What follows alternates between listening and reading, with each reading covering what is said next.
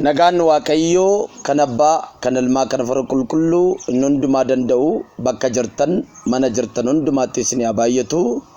Akkuma torbee darbee waliin ilaallee turre kutaa tokkoffaa keessatti dhaloota imaanaaf qopheessu kan jedhu kutaa dubbii sagalee Waaqayyoo keessaa isa lammaffaa Timoteewos boqonnaa 4 lakkoofsa tokko kaamnee waliin ilaalleerra arrammoo lakkoofsa 9 waliin ilaalla nan dubbisa akkanadha. Timoteewos lammaffaa boqonnaa 4 lakkoofsa 9 irraa Phaawulos yeroo itti ilma isaa fuudhaa gara ofiisaatiitti waamuudha akkanadha. Ariitiidhaan gara koo dhufuudhaaf dhama'e. Deemaas biyya lafaa kanaa jaallatee ana buusee mandara Tasalonqee dhaqe. Qerqees biyya Galaatiyaa, Tiitoos immoo biyya Dalmaatiyaa dhaqe. Luqaas duwwaatu ana bira jira. Yeroo dhuftu Maarqosin of duukaa fidi kottu. Inni anaaf ergamuudhaan waa'ee anaaf hin baasa. Xiqiqoos immoo mandara Efesonitti ergeera. Yommuu dhuftu waaroo ani Karpos biratti Xiroositti dhiisee macaafota addumaan immoo maraa macaafotaa gogaa duugamaa sana anaaf fidi. Iskindir inni sibiila tumu sun baay'ee amaan irratti hojjete. Goofticha akka hojii isaatiitti isaaf hin deebisa. Inni jabeessee dubbii keenya waan mormeef atis isatti of eeggadhu jedhee dubbata. Phaawulostu Timoteewosiif dhaamsa kana dhaama. Yeroo dhuftu ariitiidhaan gara koo kottu jedha. Yeroo darbe akkuma dubbadhee ture Phaawulos kun eessa dhaquudhaafidha kan inni Timoteewosiin waamu. Maaliif immoo Timoteewosiin gara ofiisaatiitti waama kan jedhamu adaraatti kennee ofiisaatii gara mana hidhaa yookaan immoo gara aarsaa wangeelaaf ta'utti yeroo itti deemuudhaaf dursee Timoteewosiin arguu barbaade Timoteewosiin ofitti waamuudha. Iddoo kanarraa kan nuti gaarii goone ilaalaa jirru. Dafii na qaqqabeedha. Yoo itti daftee na qaqqabde gaarii jedhee dubbata. Namni adaraatti kennuudhaaf waamu kun nama adaraatti kennamuudhaaf aatii akkoon waldaan kiristaanaa akkuma kana Phaawulosis irratti hojjeteedha. Kanaaf egaa torbee darbe keessatti walii wajjin ilaalaa kan turre kutaa tokkoffaa isaa keessatti nama akkamiitu imaanaa wangeelaa kana nurkaafachuudhaaf nama akkamiitu mala kan jedhu walii wajjin ilaalaa turreerra. Kutaa lammaffaa guyyaarraa kana kan nuti walii wajjin ilaallu immoo egaa nuti har'a dhaloota keenya akkamittiin nuti imaanaaf qopheessuu dandeenya kan jedhamu walii wajjin ilaalla. Akkamittiin ijoollee keenya imaanaa wangeelaaf qopheessuu dandeenya. Akkuma Phaawulos Timoteewosiin imaanaa wangeelaa yookaan immoo wangeela kana itti kennuudhaaf qopheessee ijoollee mana keenya keessa jiran yookaan immoo dargaggoota harka keenya keessa jiran waldaa keenya keessa jiran akkamitti imaanaaf qopheessina kan jedhu walii wajjin ilaalla. Utuun hin dubbatin fuuldura wanti kun isinitti dubbachuu barbaada. Waldaa kiristaanaa geggeessaa kan jirtan akkasuma dhaabbata garaagaraa geggeessaa kan jirtan bakka amma jirtan kanatti barabaraan dhaabbatanii geggeessitu tun taane bor dhaloota dhufee isin harkaa fuudha. Waa'ee warra dhiyaa dubbadheen ture. Warra wangeela kan nu biraan gaan kanaan dura wangeela warri nu biraan gaan dulloomanii do'anii dadhabanii waan manatti deebi'aniif mana amantaa isaan kaleessa dheengadda keessa turan dargaggoonni 466 walii galan dhufanii waldaa irratti gurguraniiru. Kaan immoo waldaa keessatti sirbuu jalqabaniiru. Kanaaf abbootiin amantaa akkasuma luboonni paastoroonni waldaa amma geggeessaa jirtan waldaa amma bulchaa jirtan kanaaf dhaloota qopheessitaniittu. Faarfataan of jalatti dhaloota qopheesseera. Paasteriin nama bor paasterii tokko qopheesseera. Ni biyya bulchu nama bor biyya bulchu qopheesseera. Lubni nama bor bakka isaa luba ta'ee hojjetu qopheesseera kan jedhu isa kana adaraa sii tilaadheera. Yeroo ammaa kana keessumaa waldaa kiristaanaa kan isheen dagattee yeroon kun yerootti gamoo ijaaramti. Yeroon kun yerootti meeshaa gurguddaa bitanii duukaa sirban miti. Yeroon kun yerootti birrii bileenaan akkaawuntii irra kaaniittiin waliin dhaadatan miti. Yeroon kun yerootti dhaloota irratti hojjetanidha. Ol deebinee dhaloota keenya ilaallu. Ijoolleen keenya maal keessa jirti? Maal keessa deddeebi'aa jirti? Isa kana sirriitti waliin ilaalla. Egaa nuti dhaloota keenya imaanaaf akkamitti akka qopheessinu isa tokkoffaa guyyaarraa kan nuti waliin ilaallu itti gaafatamummaa isaaniif nutti kenname eeguudhaan. Itti gaafatamummaan isaaniif nutti kenname maal? Namni tokko dhala isaatiif yookaan immoo daa'ima harka isaa keessa jirtuuf itti gaafatamummaa Waaqayyoo itti kenne qaba.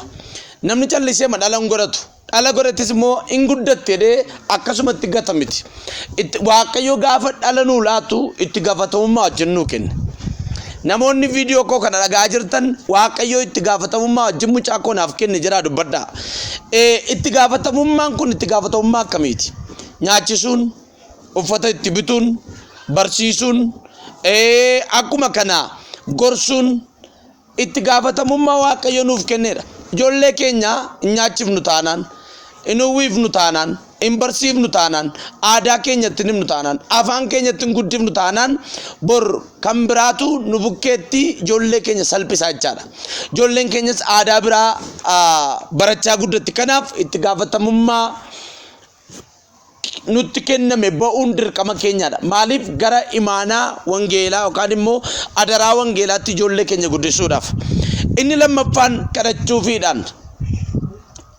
kadhachuufiidhaan nama bor imaanaa mucaan bor adaraa wangeelaa nurkaa fuudhu arra hin kadhannuuf taanaan bor adaraa kanaaf qopheessuu hin dandeenyu yeroo mana barumsaatti ergannu yaadannee qodaa isaanii qopheessinaaf qursii isaanii niinaaf misaa isaanii niinaaf bishaan isaaniif ta'u qodaa isaanii keessa hin keenya garuu si'a tokko irraanfannee mee ganamuma waaqayyo si wajjin ta'u barnootatti barattu karaa itti deemtu daandiin itti deemtu harka waaqayyootiin siif qabamu jennee ijoollee keenyaaf kadhannee beennaa baay'een keenya hin kadhannu sababiin isaa biizii taana yeroo hin qabnu ennaa sababoota garaagaraa baay'ifna kanaaf isa kana sirriidhumatti itti yaadne ijoollee keenyaaf kadhachuu bor nama guddaa akka isaan ta'an biyya akka isaan bulchaniif waldaa kiristaanaa keessatti akka isaan tajaajilaniif adaraa wangeelaaf safuu wangeelaa kana beekanii dubbii sagalee waaqayyootti akka isaan guddataniif kadhachuuf hin barbaachisaadha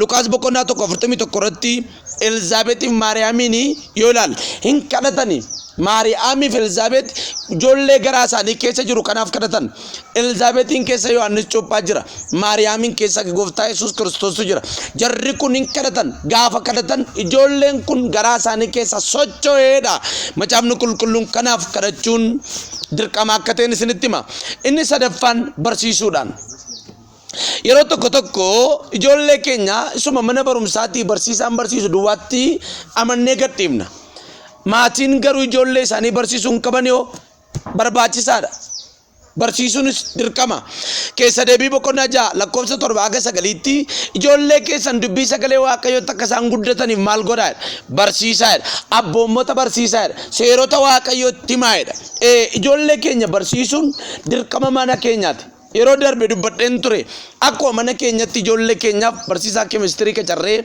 barsiisaa afaanii qacarree barsiisaa akaadaamii lafarraa kanatti akka isaan aktiivii ta'anii fi sa'aatiidhaan birrii kaffallee qacarree fi barsiifnu dubbii sagalee waaqayyoos utuu hubannaa laannee fi utuu barsiifnee fi gaariidha jedhee yaada sababiin isaa namni dubbii sagalee waaqayyoo kana sirriitti barate bor waldaa kiristaanaa kana keessatti bu'a qabeessa ta'a adaraa waldaa kiristaanaa abbootarkaa lubootarkaa fuuchuu danda'a waan ta'eef sagalee waaqayyoo barsiisuudhaan itti himuun barbaachisaadha akkuma kana aadaa biyya tokkoo barsiisuu yeroo tokko aadaa keenya hin barsiifnu ijoolleen keenya kan biraa taate guddatti nuti kan biraadha ijoolleen kan biraadha aadaan mana keenyaaf aadaan ijoolleen keenyatti guddatan gargar inni kun immoo deemee maal ta'a bor abbummaan nuti ijoollee sanarraa qabnu nama biraa ta'e argama namoonni baay'een ijoollee isaanii kan barsiisu TVdha ganama hanga galgalaatti aakshinii isaan agarsiisan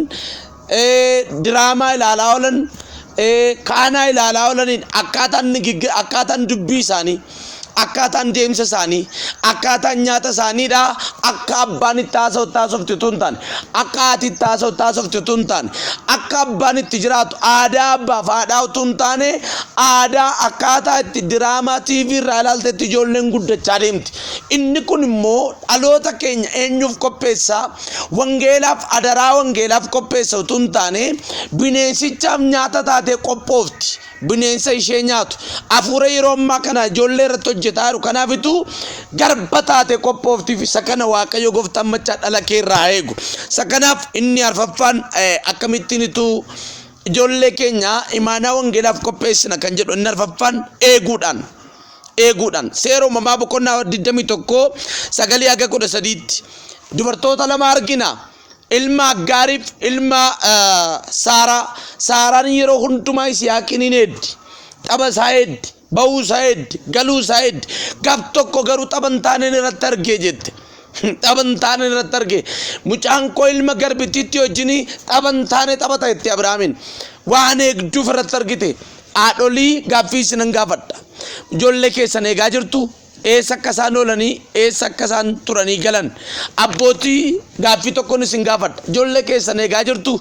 Eessa oolu? Maal keessa oolanii galu? Jireenyi isaan keessa oolan in hordoftu? Maal keessa akka isaan jiran ilaaltanii beektu? Biyyoota gurguddate keessatti ijoollee isaaniitiif kana eenyuyyuu seenuu hin dandeenye kilaasii tokko gadhiisaa jiru.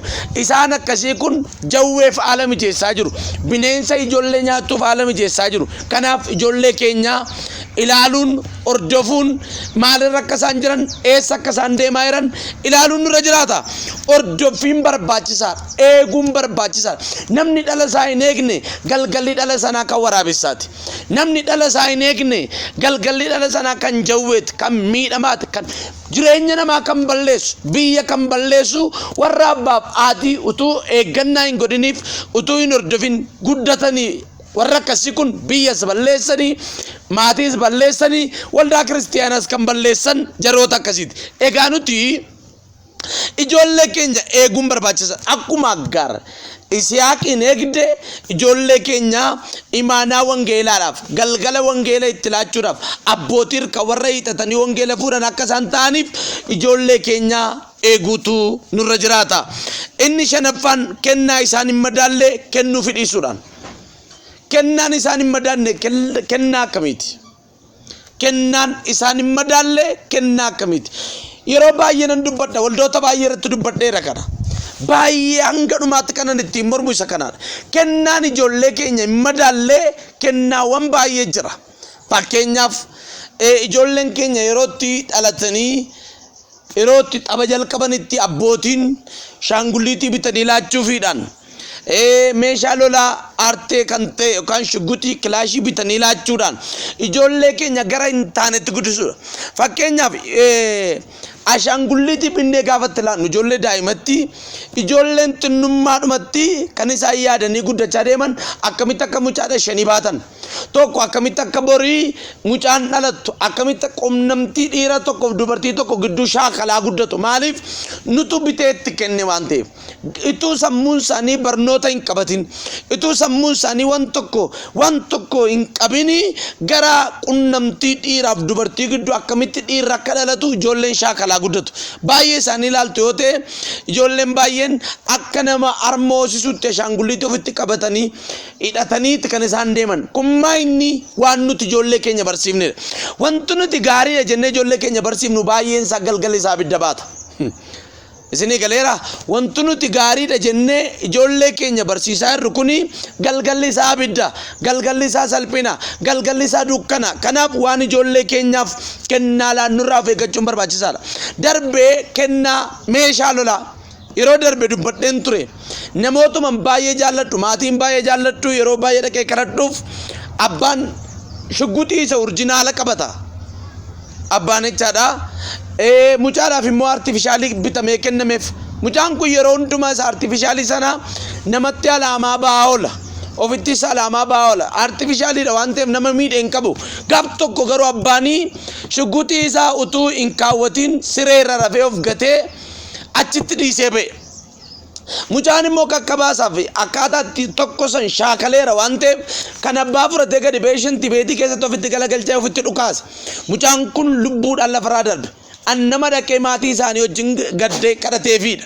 Kummaa inni ijoollee keenya waan isaan hin madaalle, waan isaan hin fayyadne kennuufi dhiisuun, kennuufin meeshaa akkasii ijoolleetti kennuun galgalli isaa salphina.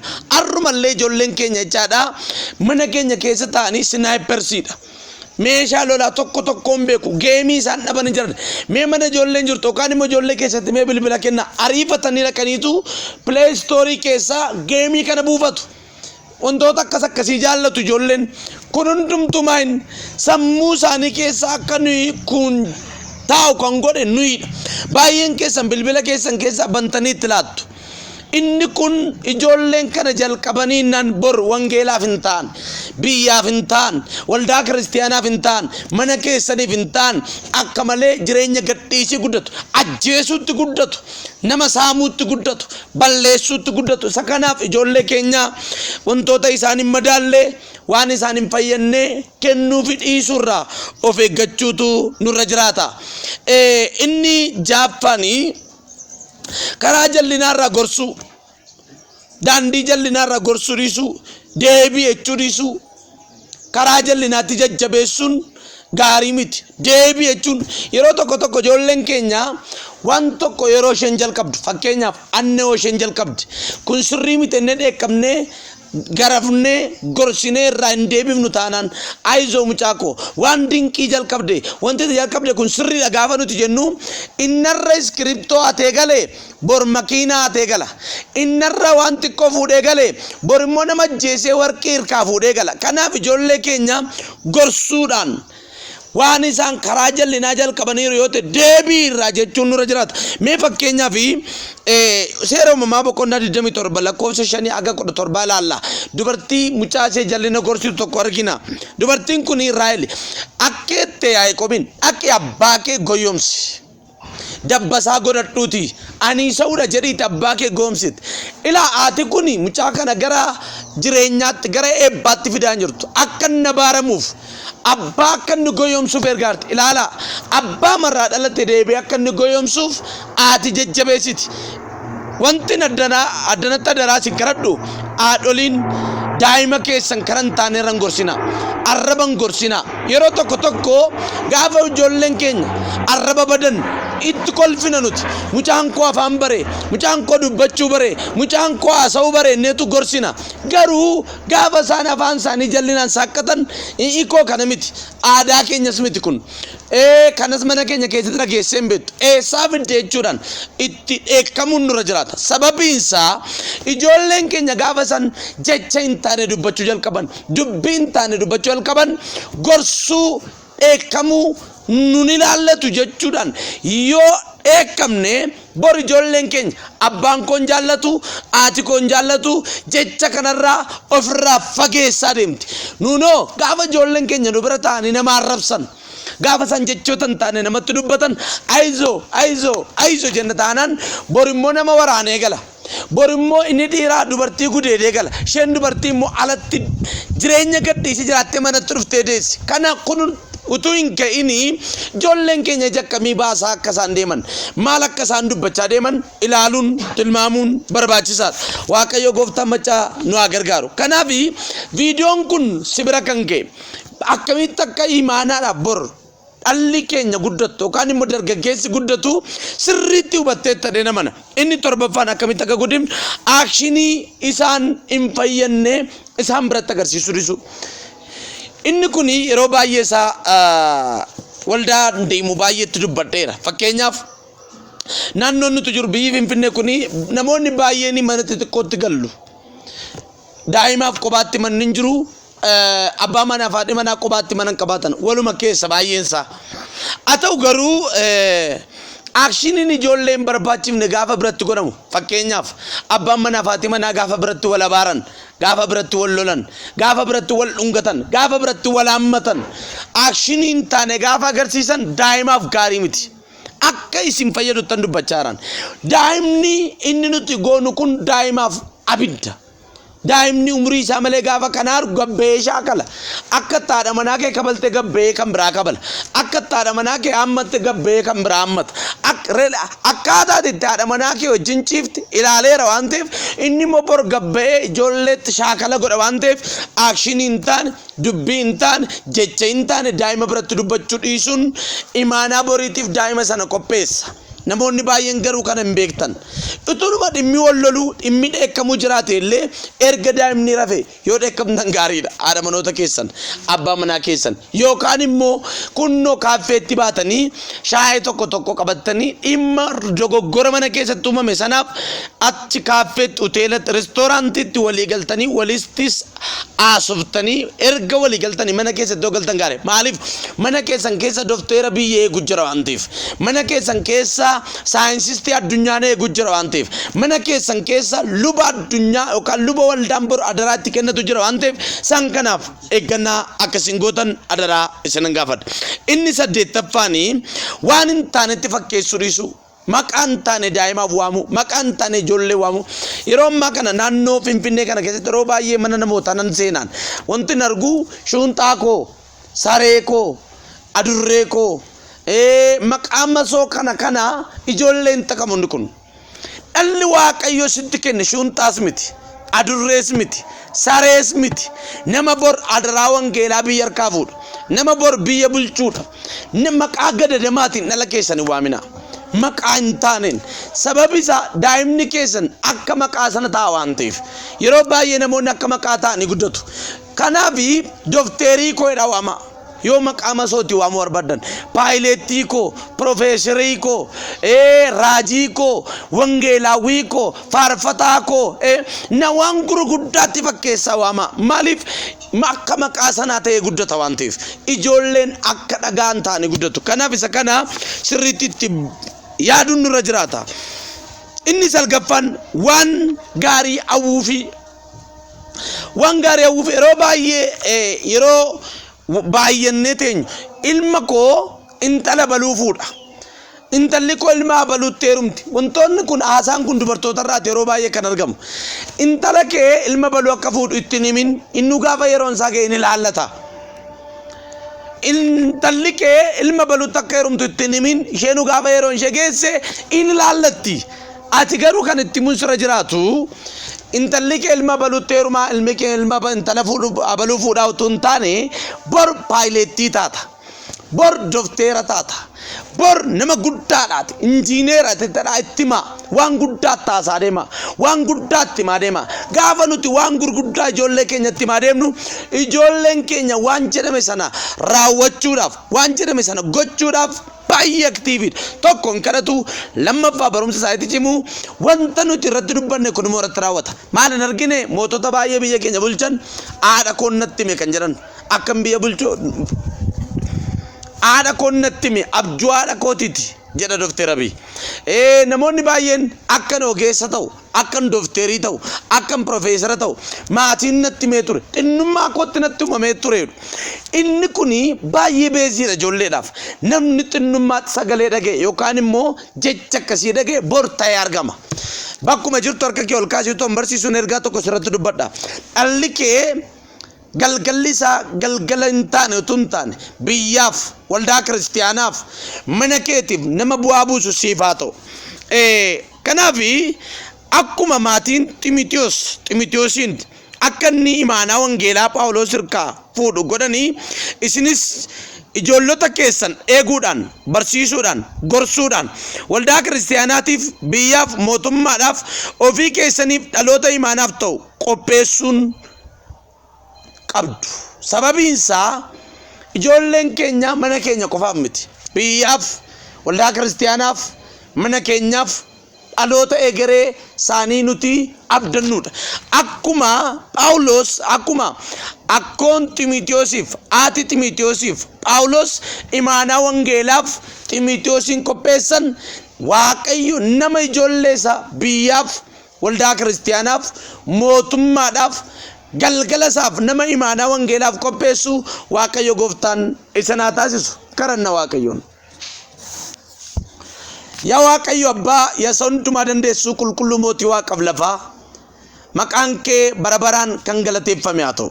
Ilaa Phaawulos Ximitiyoosiin kan inni adaraa wangeelaaf qopheesse dargaggeessa baay'ee namatti toluuf waldaa kiristiyaanaa keessa taa'ee dubbii sagalee Waaqoo dhaggeeffatu kana adaraa wangeelaa itti kennuudhaan ofii isaatii wallaansoo lafarraa xumuree deemeera jedhee dubbate. Akkuma kana viidiyoon kun mana kee kan jiru sibira ga'ee kan jiru viidiyoon kun simbira ga'ee kan jiru martinuu daa'imni keessan biyyaaf waldaa kiristiyaanaaf akkasuma zarii keetillee kan maqaa dhoofsisu waan gaariidhaan waldaa kiristiyaanaa harka adaraa akka fuudhu kan taasisu humna dhiiga Yesuus Kiristoosin daa'ima kee harka Waaqayyootiin qabeera.